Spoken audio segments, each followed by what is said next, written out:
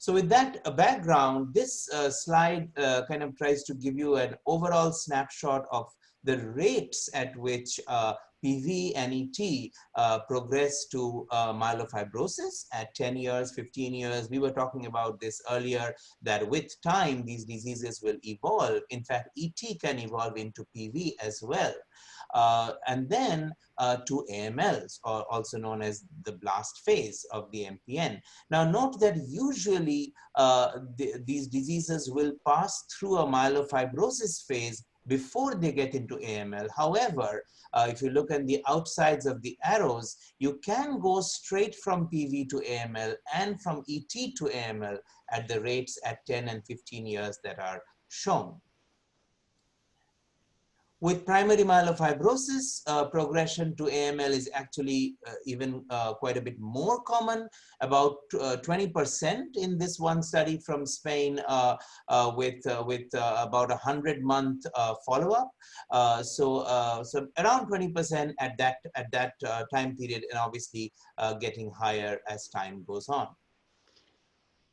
Now, a number of studies have tried to delineate the risk factors for progression to blast phase for ET, PV, and myelofibrosis. Now, the problem is that these are a lot of different studies, sometimes with even conflicting conclusions.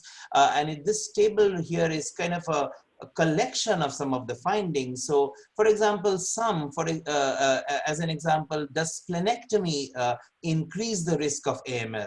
Well, this was reported, but has been mostly discredited. So it's a little bit difficult. Investigations in this area have not given us the clearest of findings, but some things are very clear, like exposure to multiple cytotoxic drugs in PV patients, serial exposure, that's a clear risk factor, and your usual things, high blasts, anemia, low platelets, high white count, the things that make sense, the things that are bad anyway, are also the ones that give you a higher risk of AML transformation. And of course, karyotype and genetics. So we get into that a little bit here, showing you that triple negative patients who we already know do worse than CALR, JAK2, or MPL mutated patients with primary myelofibrosis from a survival standpoint also have a worse leukemia-free survival, a higher rate of leukemic transformation. CALR again seems to have the lowest, not clearly evident on this slide, but clearly the triple negatives are the worst. And then we get into our non-driver mutations. So as you know, these are referred to as the HMR, or high molecular risk mutations, as Rami showed earlier when discussing the MIP70. But you see here, you have ASXL1, EZH2, SRSF2, IDH1 and 2, which all have confer an increased risk of leukemic transformation in primary myelofibrosis.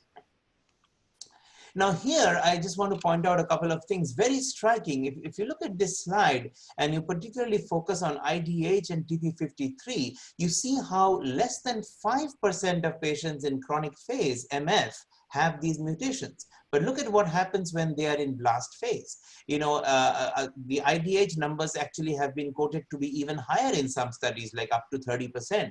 TP53 also close to 30%. So these two become very prominent in the post-MPN AML phase or the blast phase, very different from what we see in the chronic phase.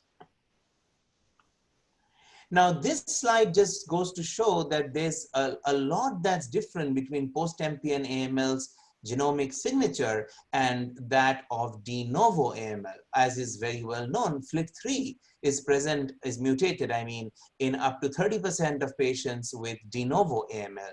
DNMT3A also tends to be very common. But here in post-MPN AML, you have a much lower incidence of FLT3 as well as DNMT3A, just underscoring the point that this is fundamentally a different, biologically different disease.